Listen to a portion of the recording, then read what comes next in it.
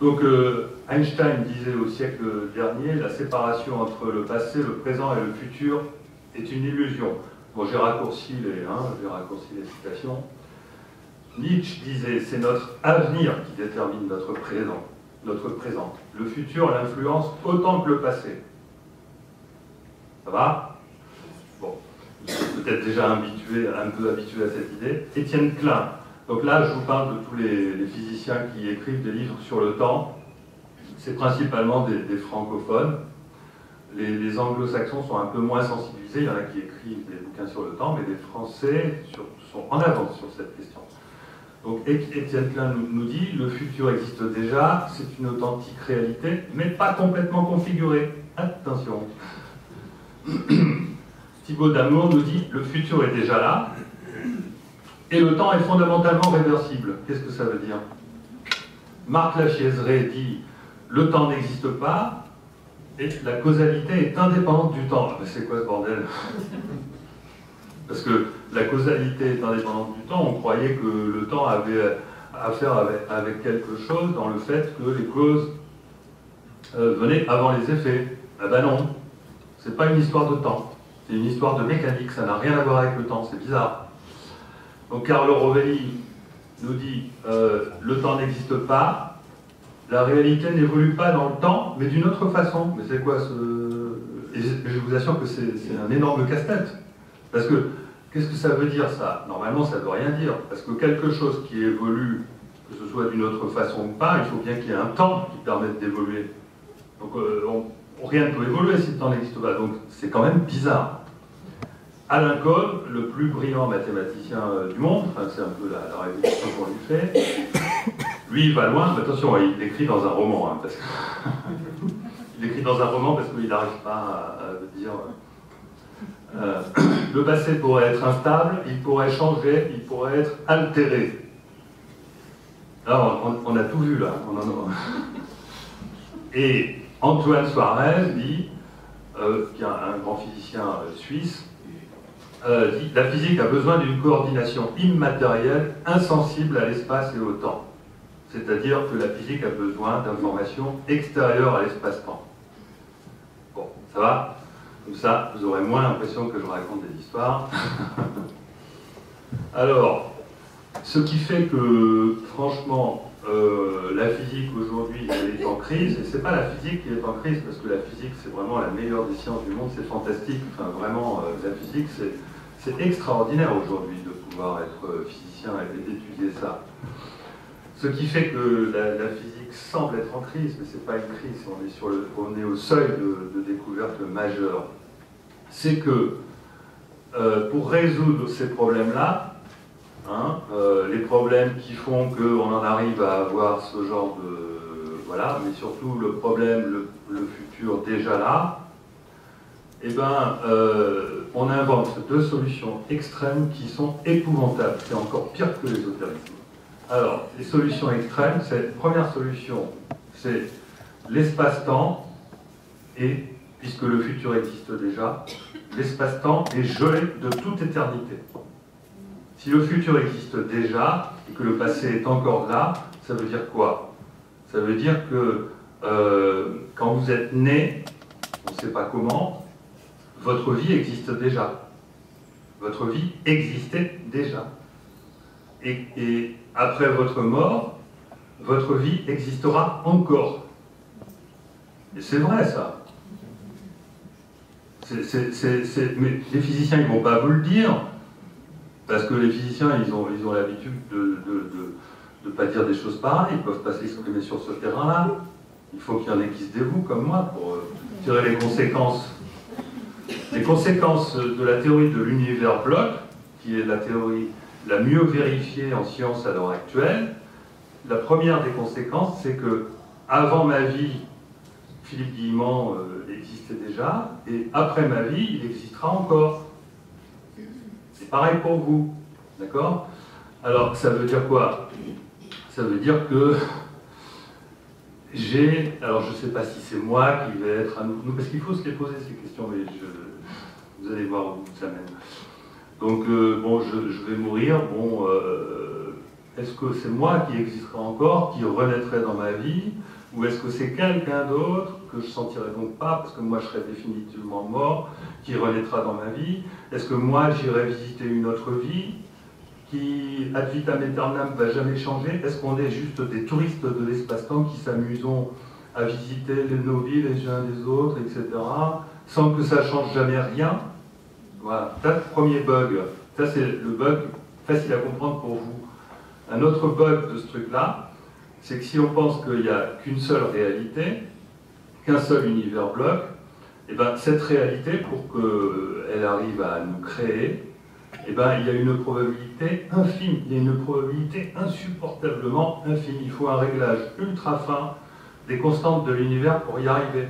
C'est la chance pour qu'un archer arrive à atteindre une cible de 1 cm de largeur à 14 milliards d'années de lumière. D'accord? Ça, c'est la chance pour que notre univers existe et qu'il fasse qu'on est là. Alors, évidemment, devant ce problème-là, les physiciens ont inventé la théorie des univers parallèles, et la théorie des univers parallèles, elle est très à la mode, et elle est crue par une très grande majorité de physiciens aujourd'hui. Enfin, en France, ils n'aiment pas trop. Hein. Je pense qu'ils pressentent d'autres solutions possibles. Je parle de l'élite des physiciens français, bon, la moitié de ceux que je vous ai montrés tout à l'heure, ils n'aiment pas la théorie des univers parallèles, et ils ont raison.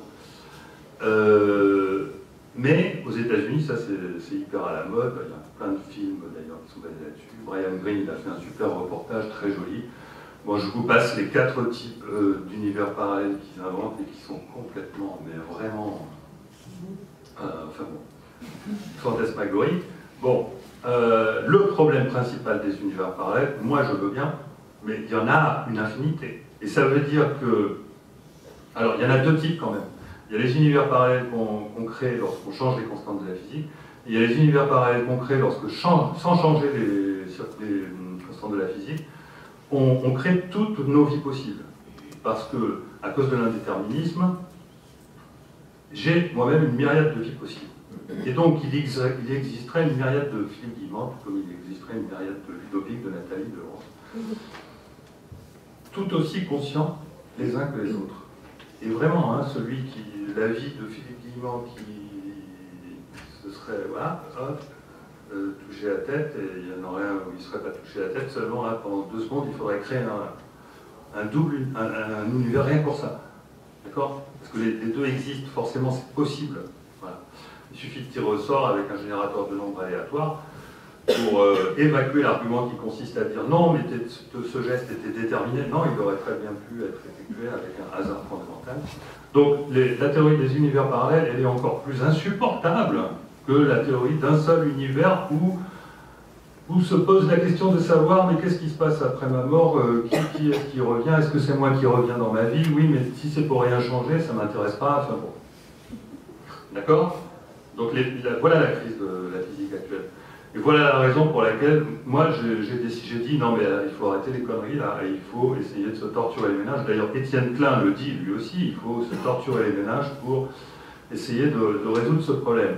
Alors, la solution dont je vais vous parler, qui introduit bien, c'est non pas les univers parallèles, mais les réalités parallèles évolutives. C'est-à-dire que dans notre univers, il y a bel et bien toutes les possibilités de vie que nous pourrions avoir, mais elles ne sont pas nécessairement vécues, d'accord?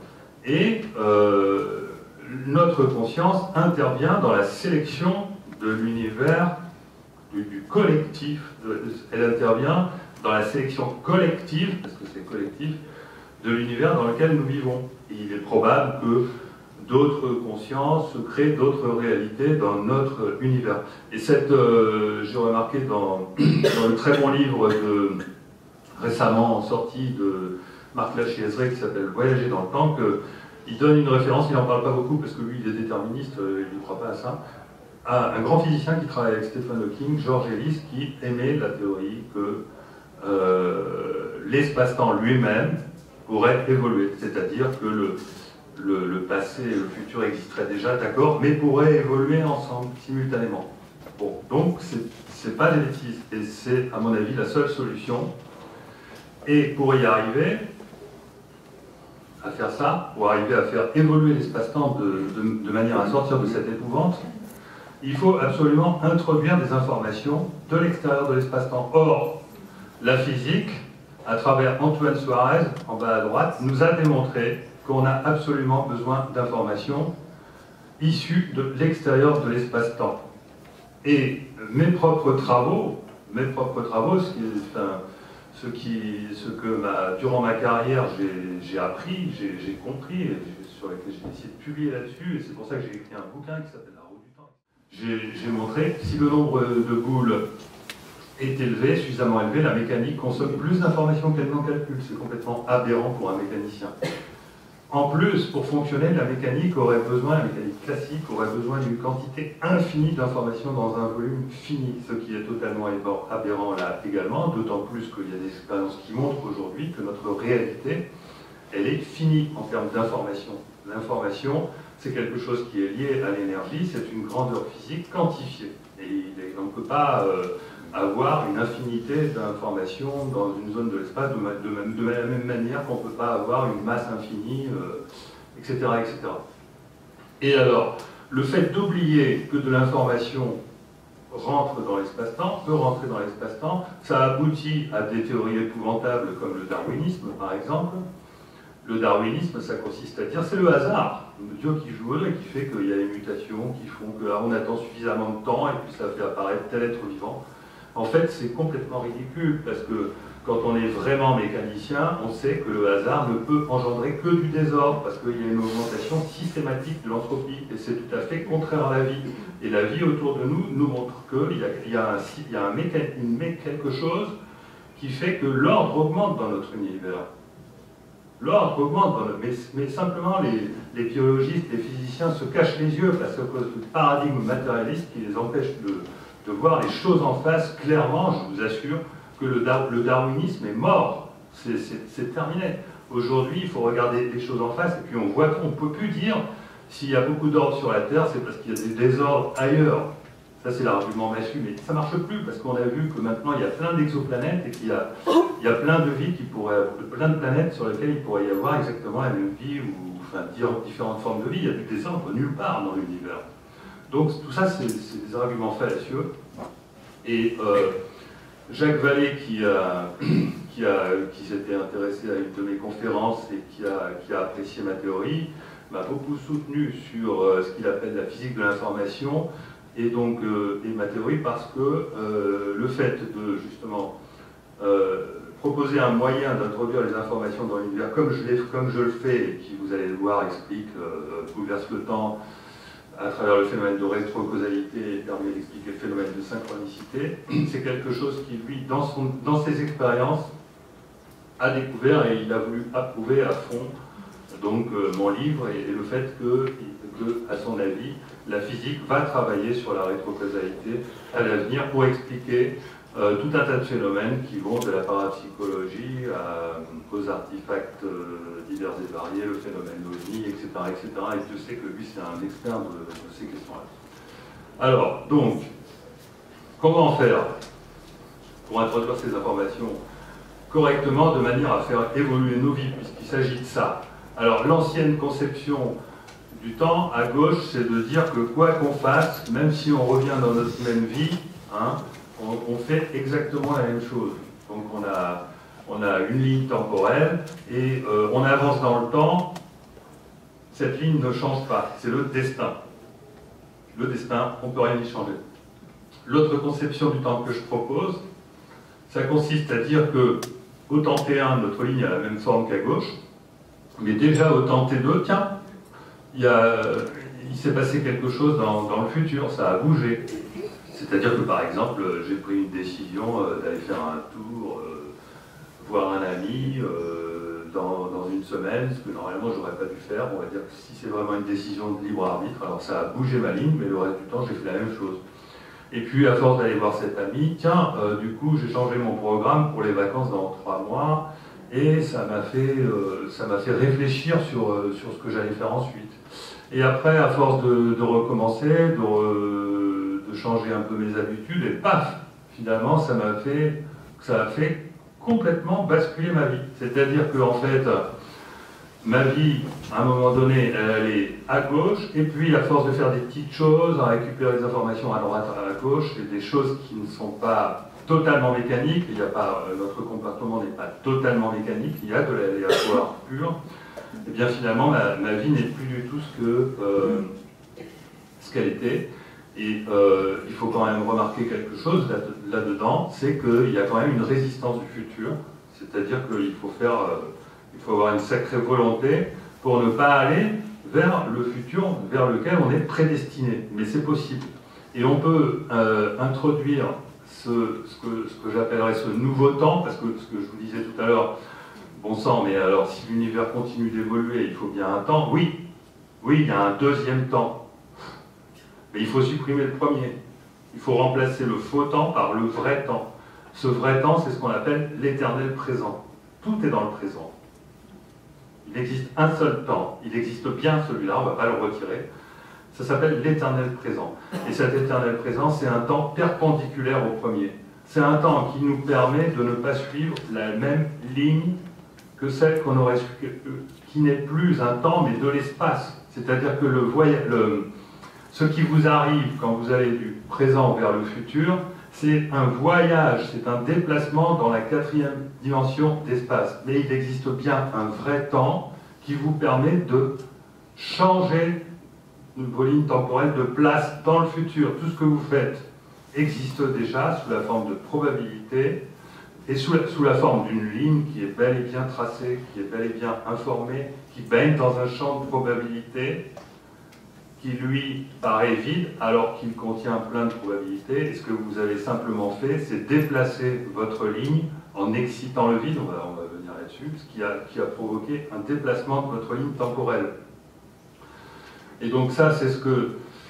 Et donc vous avez remarqué que quand on fait ça, on crée des situations dans le futur, on les crée dans le présent, vers lesquelles on va être obligé d'aller.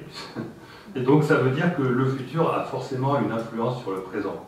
D'où la théorie de la double causalité. Donc on peut voir les choses de deux manières. Vous avez vu que tout à l'heure, là, j'avais commencé à construire un arbre, c'est-à-dire qu'en vous donnant la vision dynamique de tous les futurs que vous construisez en avançant dans le faux temps, finalement, ça construit une espèce d'arbre. Et en fait, comme là, si on le regarde de manière statique à droite, cet arbre, j'ai représenté en teinté plus sombre les zones de forte densité d'information. J'ai oublié de rajouter une ligne dessus qui aurait été la ligne qu'on aurait suivie. Et les zones de faible densité d'information, c'est les zones où, par contre, là, il n'y a aucune possibilité que vous avez créée qui est passée par là. Voilà. Et à gauche, c'est la représentation donc, dynamique, c'est-à-dire à un moment donné, quel est votre parcours, quel est le parcours que vous allez faire si vous ne changez rien. Tout se passe comme si nous vivions à l'intérieur d'un tunnel invisible qui guide tous nos pas, tout ce qu'on fait dans la vie, on ne le voit pas, mais il existe, et qu'on ne voit que le présent, comme si on avait une lampe de poche qui nous permettait de voir que le présent et pas l'avenir. Et tout se passe comme si ce tunnel, on arrivait à le bouger à l'aide de nos intentions.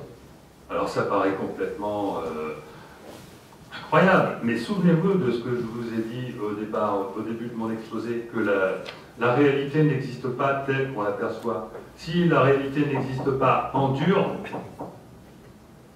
hein, ça c'est une construction du cerveau, la sensation de dureté. Si elle n'existe pas en dur, ça veut dire que c'est simplement un champ d'information. Et c'est un champ d'information qui est nécessairement relié à notre cerveau d'une manière ou d'une autre. Hein, souvenez-vous de Matrix. C'est un champ d'information qui est relié d'une manière ou d'une autre à notre cerveau et dans lequel nos intentions semblent être capables d'apporter des informations. On va voir qu'il s'agira d'excitation du vide, mais là, maintenant, on va...